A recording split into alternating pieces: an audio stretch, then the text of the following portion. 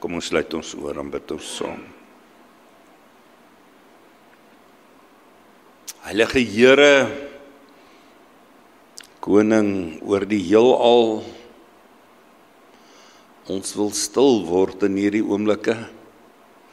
Here, ons wil voor U buig, ons wil voor U kniel, ons wil op U fokus, ons wil U teenwoordigheid ervaar, ons wil opnuut weer ervaar hoe U met ons praat, hoe U ons vernuwe, hoe U deur U Gees ons help om te verstaan. Here, ons kom vanoggend in verwagting voor U, met harte wat verlang na die dinge daarbo, waar Christus aan die regterhand van God sit. U woord sê dat ons saam met Christus opgewek is, dat ons ou lewe verby is en dat ons nuwe lewe saam met hom verborge is in U. Here, ons verstaan nie altyd hierdie wonder nie, maar ons wil daarin wandel, ons wil daarin groei, ons wil daarvolgens leef. Daarom bid ons, kom vanoggend, maak ons harte oop vir die woord, rig ons gedagtes op die hemelse dinge, neem weg alles wat ons aandag aftrek van U waarheid. Laat die Gees ons lei om diep te verstaan wat dit beteken om 'n nuwe identiteit in Christus te hê. Here, so bid dat U hierdie preek sal gebruik, nie net om ons te leer nie, maar om ons te verander, te transformeer van binne af en vir altyd. Laat Christus in alles die eerste plek inneem. Laat ons lewe reflekteer dat ons aan U behoort. In Jesus se naam. Amen. U is welkom om U Bybels op te maak, Kolossense 3 vers 1 tot 4. Ons gaan die 2020 vertaling hier op die bord hê, dis 'n baie kort gedeelte. Dit is net 4 versies. Kolossense 3 vers 1 tot 4. Vers 1. As julle dan saam met Christus opgewek is, streef na dit wat daarbo is, waar Christus aan die regterhand van God sit. Bedink die dinge daarbo, nie die dinge op die aarde nie. Julle het immers gesterf en julle lewe is saam met Christus verborge in God. Ek wil net hierdie vers herhaal. Julle het immers gesterf en julle lewe saam met Christus verborge in God. Wanneer Christus verskyn, hy wat julle lewe is, sal julle ook saam met hom in heerlikheid verskyn. Tot daar ons skriflesing. 1 Petrus 1 sê Petrus, die mens is soos gras, al sy pragt soos 'n veldblom. Gras verdor en die blom val af, maar die woord van die Here, dit bly vir ewig. Is my Christenskap dieper as veldiep?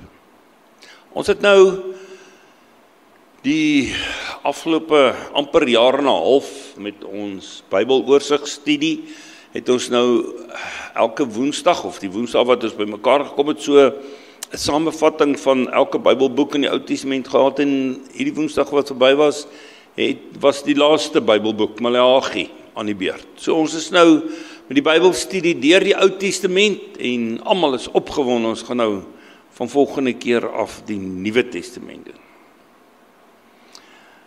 Die een ding wat ons gesien het in God se boodskap deur die eeue heen in die Ou Testament, is dat die profete, God deur die profete vir die volk, en selfs soms vir die priesters aangespreek het oor hulle sonde, oor die feit dat hulle maklik afdwaal, dat hulle ondertrou met heidense volke, en dat hulle ander gode aanbid, dat hulle hom vergeet.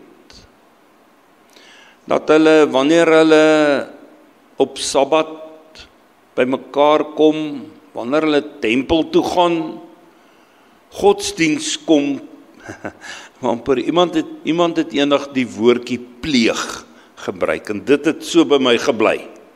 Hulle het letterlik kom godsdiens pleeg. Hulle het kom liede sing tot eer van die Here, skrifgedeeltes gelees en kerk gehou in ons taal, maar vir God was dit nie aanvaarbaar nie. Want hulle is vals, hulle godsdiens was net op die oppervlak.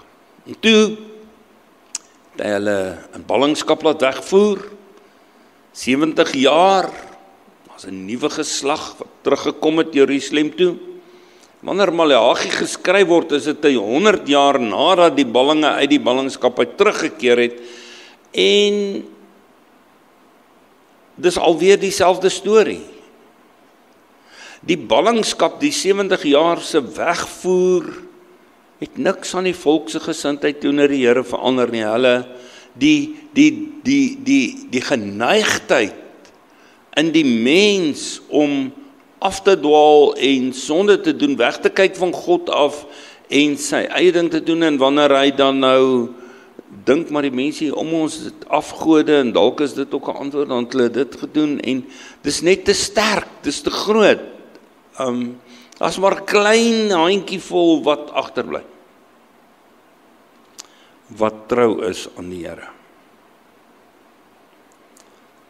En dan sê Maleagi in sy laaste verse, die laaste verse van die Ou Testament, maar die Here sê, ek gaan vir julle die profeet Elia stuur, voordat die dag van die Here kom, die groot, die verskriklike dag. Hoekom die profeet Elia? Elia is hierdie een groot profeet in Israel, hy is die een wat, ons weet van al die wonderwerke wat gebeur het. Hy het selfs 'n vrou se dogter uit die dood laat opstaan. Hy het die 450 Baal priesters verkeerd bewys. Hy het op die ou einde nie gesterf nie. Hy is in 'n vuurstryd waar in die hemel in opgeneem. Maleagi sê, God sê, ek sal Elia terugstuur. Dan in Lukas 1 vers 17, wanneer die engel aan Sagaria, aan Johannes die Doper se pa verskyn, dan sê hy vir Sagaria oor Johannes die Doper, en hy sal voor die Here uitgaan in dieselfde gees en krag as Elia, om vaders en kinders met mekaar te versoen, gehoorsaam is op die regte pad terug te bring, en om so vir die koms van die Here 'n volk voor te berei. Vir 400 jaar niks, geen profeet of enige iemand nie. Die Here het beloof, hy sal Elia terugstuur, en hier met die koms van Johannes die Doper, kom Sagaria, en hy het hierdie profesie, hierdie uitspraak. En nou kom Christus. En ons kan sê in 'n sekere sin is Christus die laaste groot profeet. Met Christus se aankoms, met Christus se kruisiging, sy opstanding uit die dood, sy hemelvaart, het die laaste dae aangebreek. Hebreërs 1 vers 1 sê, in die verlede het God baie keer en op baie maniere met ons voorvaders gepraat deur die profete. Maar nou, in hierdie laaste dae, het hy met ons gepraat deur die Seun. So Christus is die laaste in hoofletters groot profeet. Wat vir ons kom vertel het. En dis totaal anders. Hy is nie net 'n gewone mens soos ons wat as profeet optree vir die Here nie, om die Here se wil aan ons bekend te maak nie.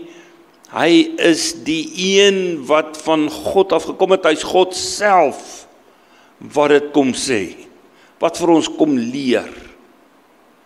En hy is nie net die groot profeet nie, hy is ook die groot hoëpriester, wat vir ons intree by God. So ons dink aan Romeine 8.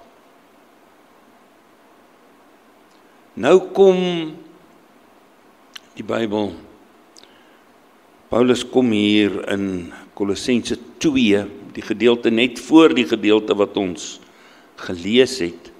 En hy sê, aangesien julle dus Christus Jesus die Here aangeneem het. Met ander woorde, hy praat van iemand, van 'n bekeerling, iemand wat Christus as sy verlosser aangeneem het. Aangesien julle dus Christus Jesus die Here aangeneem het, bly leef in hom. In hom is julle gewortel, en in hom word julle opgebou en versterk in die geloof, soos julle geleer is, terwyl julle oorvloedig is in dankbaarheid. En dit is wat ons moet besef, die oomblik wat ek vir Christus as my verlosser innooi in my lewe in, hy my aanneem as syne, verander iets radikaals. Op die oog af, hier op die botox vlak, kyk ek in die spieël en dis nog dieselfde plooie. Maar die verandering kom van binne af. My hart, my innerlike menswees kry 'n nuwe identiteit. Van daai oomblik wat ek my hart vir die Here gee, begin hy deur sy gees in my op 'n nuwe manier werk en maak hy my nuut en begin hy my transformeer. Maar ek moet saamwerk om te bewys dat my gesindheid teenoor hom reg is, dat ek dit werklik bedoel, en omdat ek besef, as ons nou die saligsprekinge terugdink, geseënd is hulle wat weet hoe afhanklik hulle van God is, omdat ek besef ek is van hom afhanklik, en hy gaan hierdie wonderwerk in en deur my doen, bewys ek my dankbaarheid teenoor sy genade aan my, deur te lewe soos wat hy wil. Paulus sê, Kolossense 2, in hom is julle gewortel. Al my lewenskrag, my voedingsbron, kom van hom af. Word ek opgebou en versterk in die geloof. En dan kom hy in Kolossense 2 vers 11, en sê hy, in hom is julle ook besny, nie met die besnydenis deur mensehande nie, hier verwys hy na die verbondsteken van die Ou Testament, maar deur die besnydenis van Christus, waardeur julle sondige bestaan weggeneem is. Die oomblik wat ek Christus as my verlosser aanvaar, kom Christus en hy maak nie net die ou mens 'n nuwe mens nie, hy sny hierdie sondige bestaan weg. Hy sê ja, toe julle dood was as gevolg van julle oortredings en julle sondige aard nog nie weggesny was nie, het hy julle saam met hom lewend gemaak, deurdat hy al ons oortredings vergewe het. En hy die skuldbewys met sy aanklagte teen ons uitgewis en dit blywend weggeneem, toe hy dit aan die kruis vasgespijker het. Daarom kan ek weet, wanneer ek my aan hom toe vertrou, kom hy en hy doen dit. Op die oog af, as ek in die spieël kyk, dieselfde plooie van binne af 'n nuwe mens, met 'n nuwe waardesisteem. Want soos Dawid in Psalm 16 vers 8 sê, ek hou die Here altyd voor oë. Ek het 'n nuwe fokus. My fokus is in ons teks, Kolossense 3 vers 1, as julle dan saam met Christus opgewek is, streef na dit wat daarbo is, waar Christus aan die regterhand van God sit. Dit beteken dat ek 'n nuwe lewe het, 'n nuwe perspektief. Waar ek kyk, bepaal die rigting waarin ek beweeg. Die dinge daarbo verwys nie na iets wat vreemd is aan hierdie wêreld nie, maar na 'n lewe in hierdie wêreld met God se waardes as riglyn. Dit gaan daarom, wat vul my gedagtes? Is dit die sosiale beeld wat die media bring, of is dit geestelike groei? Paulus sê in ons teks, rig julle gedagtes op die dinge daarbo. Innerlike vernuwing. Sy het dit gesê, botox maak net die oppervlak glad. Christus transformeer my. In Romeine 5 vers 19 sê Paulus, waar hy hierdie dinge beter verduidelik, dan sê hy, soos die ongehoorsaamheid van een mens, en dan kom hy terug na Adam toe, hy sê, soos die ongehoorsaamheid van een mens, baie mense tot sondaars gemaak het, so ook sal die gehoorsaamheid van een met 'n hoofletter E, baie mense geregverdig word. Die wet het daarby gekom, met die gevolg dat die oortreding toegeneem het. Nou, aan die ander woorde, hoe meer ek die 10 gebooie lees, hoe meer besef ek, hoeveel kere ek dit oortree. Soos die wet gekom het, so die oortredings meer geword. Maar, na mate die sonde toegeneem het, het die genade nog soveel oorvloediger geword. Dus, net soos die sonde deur die dood geheers het, sal ook die genade deur die regverdiging heers en tot die ewige lewe lei deur Jesus Christus, ons Here. Wat Paulus hier sê is, as ons die taal van hom aan sy brief in Kolossense gebruik, dan sê hy hierdie vernuwing in jou is 'n totale andersheid, dis 'n anders ingesteldheid, dit is 'n nuwe lewe wat lei tot die ewige lewe. En dan vra hy hierdie vraag in Romeine 6 vers 1, maar wat beteken dit? Beteken dit dan, as die genade toeneem, en meer is as die sonde, my sonde in die taal van Kolossense weggesny is, beteken dit dat ek maar sal aanhou sonde doen? Sal ons in die sonde bly voortleef, sodat die genade kan toeneem? Want Christus vergewe mos al my sonde. Dan het ek mos nou 'n vry kaartjie om sonde te doen, want Christus vergewe al my sonde. Dan sê hy, hoegenaamd nie. Ons wat die sonde afgesterf het, hoe kan ons nog langer daarin bly leef? Of weet julle nie dat ons wat in Christus Jesus ingedoop is, in sy dood gedoop is nie? Deur die doop is ons dus saam met hom in die dood begrawe, sodat net soos Christus deur die magtige heerlikheid van die Vader uit die dood opgewek is, ook ons so 'n nuwe lewe kan lei. En dan sê hy, wie gesterf het, is immers vrygemaak van die sonde.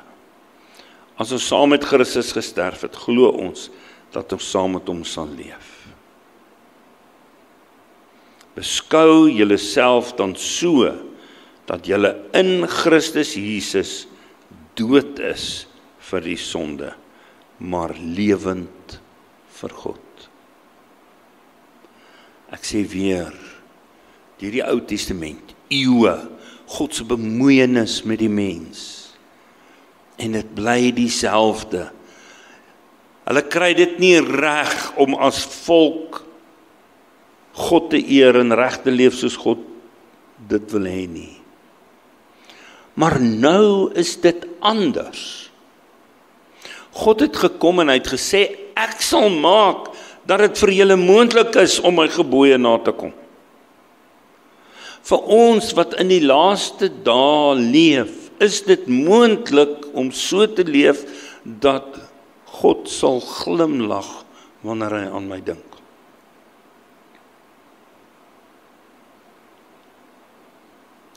Jou ou self, vol sonde, selfgesentreerd, oppervlakkige strewe na die tydelike, is dood.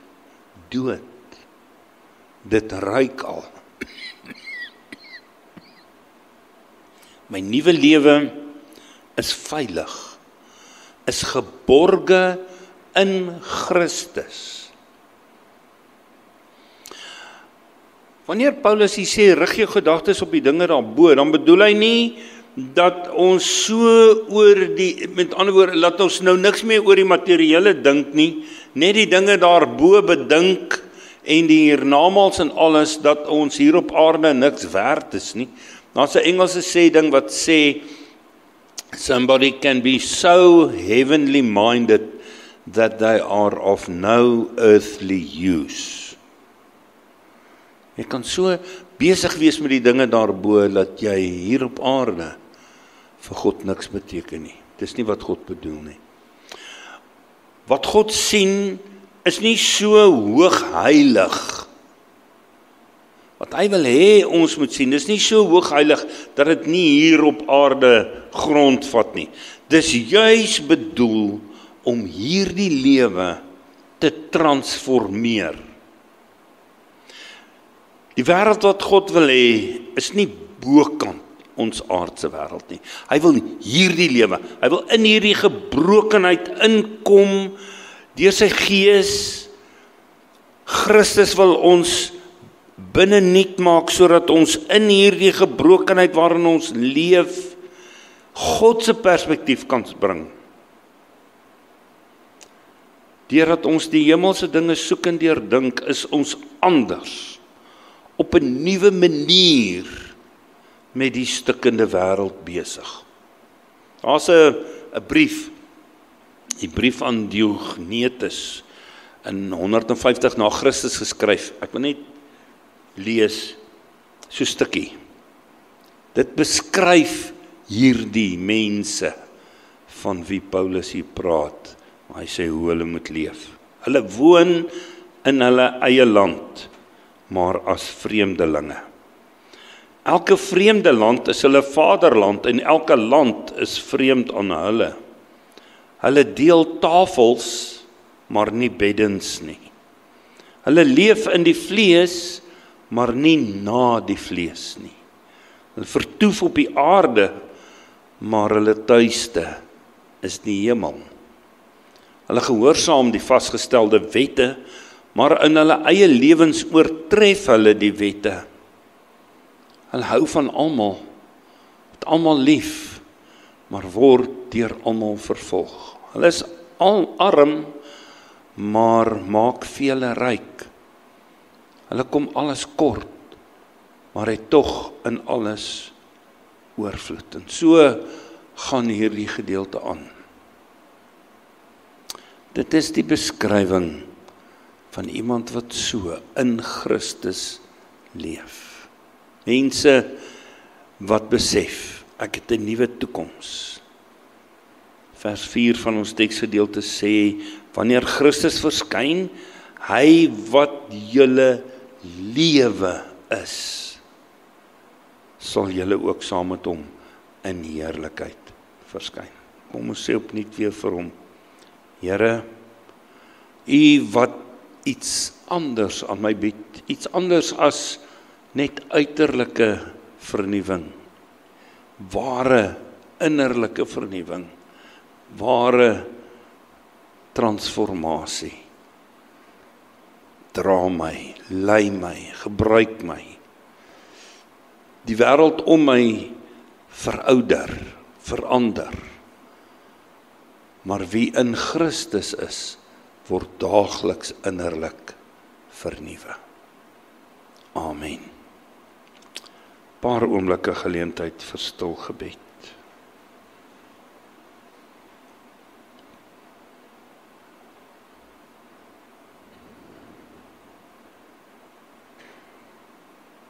Here, dankie vir u woord,